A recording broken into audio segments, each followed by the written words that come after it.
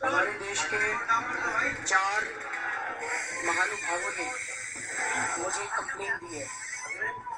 ये 4 लोग हैं mister TSR Subramaniam, who is a former cabinet secretary of India। दूसरे हैं mister ES Sharma, expenditure secretary of India. तीसरे हैं एडमिरल ताहिलियानी, जो फॉर्मर नेवी चीफ हैं।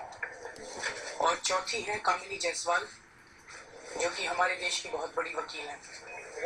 इन चारों ने मिलके एक दिल्ली सरकार को कंप्लेन दी है, और उस कंप्लेन में उन्होंने आरोप लगाया है कि रिलायंस इंडस्ट्रीज लिमिटेड को हमारे देश के गैस के कुछ कुएं दिए गए थे। उन्होंने अपनी कंप्लेंट में एक कॉस्ट शीट अटैच की है, जो कि रिलायंस की तरफ से ही है, जो ये दिखाता है कि उस कुएं से गैस निकालने की कॉस्ट $1 पर यूनिट से भी कम है। जब ये कॉन्ट्रैक्ट साइन किया गया था अर्ली 2000 में, तो उस टाइम 17 साल का कॉन्ट्रैक्ट NTPC के साथ हुआ था कि ये उनको लगभग $2.3 पर यूनिट पे गैस देंगे 17 साल के लिए। लेकिन थोड़े दिन में नियत पलट गई, और कुछ मंत्रियों के साथ मिलकर इन्होंने उसका दाम $4 पर यूनिट से ज्यादा का करवा लिया। लेकिन लालच अभी खत्म नहीं हुआ, ऐसा इस कंप्लेंट में आरोप लगाया गया है। $4 करवाने के बावजूद उन्होंने अपने गैस के कुएं से गैस बहुत कम बनाई ताकि वो सरकार को ब्लैकमेल कर सके। उन्हें 80 मिलियन यूनिट्स गैस बनानी थी, जबकि उन्होंने 18% से भी कम प्रोडक्शन की, जिससे देश के अंदर एक आर्टिफिशियल शॉर्टेज हुई, जिसकी वजह से गैस इंपोर्ट करनी पड़ी, और जिसकी वजह से देश के अंदर बहुत महंगाई हुई। जब उसमें भी उनका लालच पूरा नहीं हुआ, तो इस कंप्लेंट में आरोप लगाया गया है कि केंद्र सरकार के कुछ मंत्रियों के साथ मिलकर उन्होंने ऑर्डर पास करवाया कि अभी आने वाली 1 अप्रैल 2014 से गैस का दाम डबल कर दिया जाएगा, यानी कि $8 प्रति यूनिट कर दिया जाएगा 1 अप्रैल से। यानी कि $1 से कम की चीज $8 प्रति यूनिट के हिसाब से दी जाएगी, जो कि हमारे अपने देश की चीज है।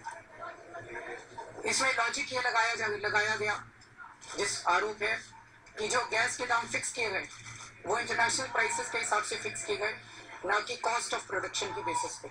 बेसिकली उनको कोई ना कोई तरीका ढूंढना था उनको ज्यादा गैस के दाम देने का। और उसी कंप्लेन में आरोप है कि उसी गैस के कुएं से रिलायंस का जो पार्टनर है निको, वो आज भी बांग्लादेश को $2.34 पर यूनिट पे गैस दे रहा है। तो हम अपने ही कुएं से हमारे देश $8 पे गैस ले, और बांग्लादेश उसी कुएं से $2.34 पे गैस ले। 1 अप्रैल से अगर ये गैस के दाम $8 हो जाते हैं, तो देश के अंदर जनता में त्राही मच जाएगी, बहुत जबरदस्त महंगाई हो जाएगी, जनता का जीना दूभर हो जाएगा। सबसे पहले तो CNG बहुत महंगी होगी। CNG मतलब एकदम से गैस के दाम डबल हो रहे हैं, तो CNG लगभग जाके डबल पड़ेगी। CNG अगर बढ़ गई तो नेचुरली ट्रांसपोर्ट के दाम बढ़ेंगे। यही गैस बिजली कंपनियां इस्तेमाल करती हैं, बिजली के भी दाम बढ़ेंगे। इसी गैस से खाद बनती है, फर्टिलाइजर बनते हैं, फर्टिलाइजर बहुत महंगे होंगे, और फर्टिलाइजर महंगे हो गए तो खाने की सारी चीजें, गेहूं, चावल, सब्जियां, सब कुछ महंगा होगा। तो एक तरह से 1 अप्रैल से अगर ये $8 गैस हो जाती है, तो इसका आप पूरी इकोनॉमी में कितना बड़ा डिस्टेबलाइजिंग इफेक्ट होगा, इसका आप अंदाजा लगा सकते हैं। इसी कंप्लेंट में आरोप लगाया गया कि इससे 54,000 करोड़ रुपए प्रति एनम रिलायंस को फायदा होगा और देश को घाटा होगा। इन्हीं कुओं की कुछ सालों की CAG ने ऑडिट की थी। CAG ने अपनी ऑडिट में लिखा है कि समय समय पे सरकार के साथ मिलकर जो गड़बड़ियां हुई उसमें रिलायंस को विंडफॉल गेन्स फ्यूचर के 1.25 लाख करोड़ के दिए गए और आरोप ये लगाया गया है कि चुनाव के जस्ट पहले कुछ महीने पहले ये $8 के दाम जो दिए गए। क्या इसका मतलब कि कांग्रेस को कुछ पैसा पहुंचा? इसमें आरोप है कि बाकी विपक्षी पार्टियां चुप हैं, तो क्या विपक्षी पार्टियों को भी पैसा पहुंचा? क्या इसी वजह से कुछ मीडिया वालों को पैसा पहुंचा?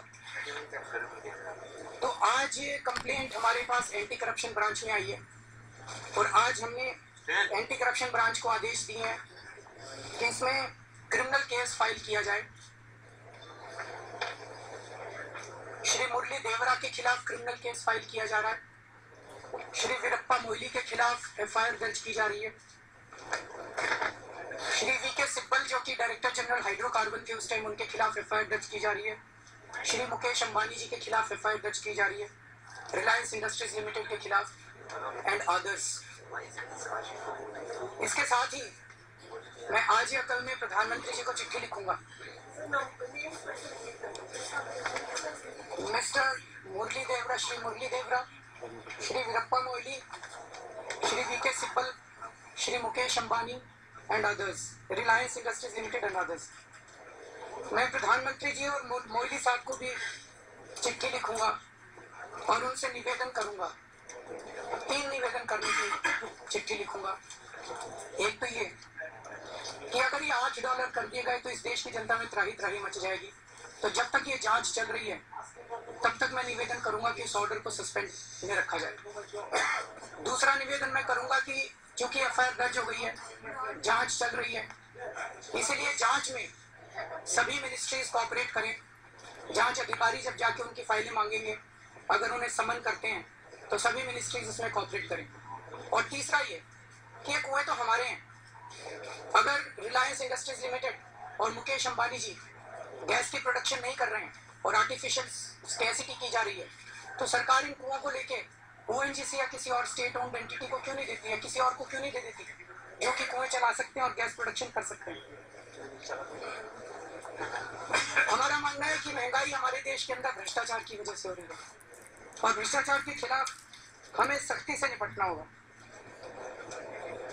और मैं ये लड़ाई जो हमारी है एक तरह से डिसाइसिव बैटल है, निर्णायक बैटल है भ्रष्टाचार के खिलाफ। और भ्रष्टाचार की गंगा सबसे ऊपर से शुरू होती है। जब भी भ्रष्टाचार के खिलाफ कार्रवाई करने की बात आती है तो छोटे छोटे किसी अफसर को पकड़ के बलि का बकरा बना दिया जाता है। हमें अगर एक्शन लेना है तो सबसे ऊपर से एक्शन शुरू करना पड़ेगा। ये लड़ाई मेरी नहीं है, ये लड़ाई हम सब लोगों की है।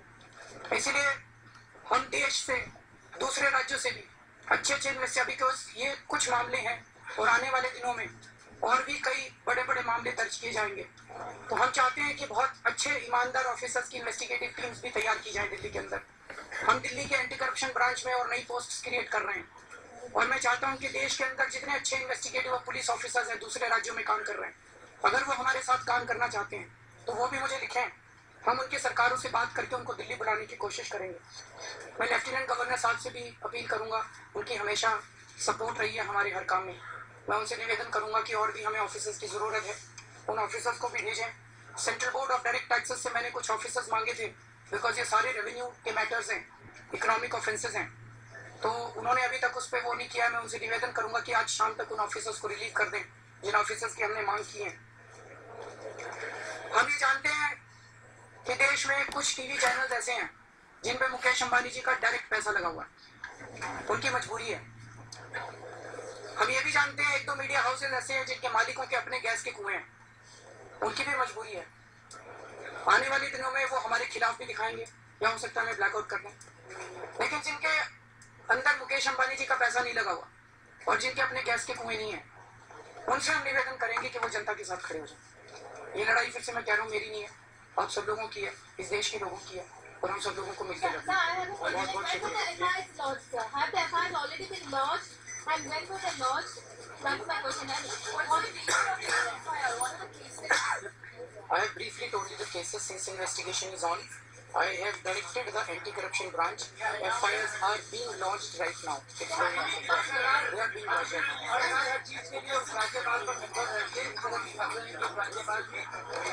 now. काम कर चुके हैं, उन्होंने लंबा कैरियर के साथ दिखाया है। आपका आप कह रहे हैं कि दिल्ली के उपराज्यपाल रिलायंस में काम कर चुके हैं। अभी आईटी को लंबे समय से रहते हुए दिख रहे हैं और दिल्ली में जामिया मिलिया के मुकाबले के काम करने से पहले की अच्छा, मुझे इसका आइडिया नहीं। एक मिनट, नहीं जुरिस्डिक्शन है। हाँ, दिल्ली सरकार का एसीबी का और सीबीआई का कंकरेंट जुरिस्डिक्शन है। Thank you so much.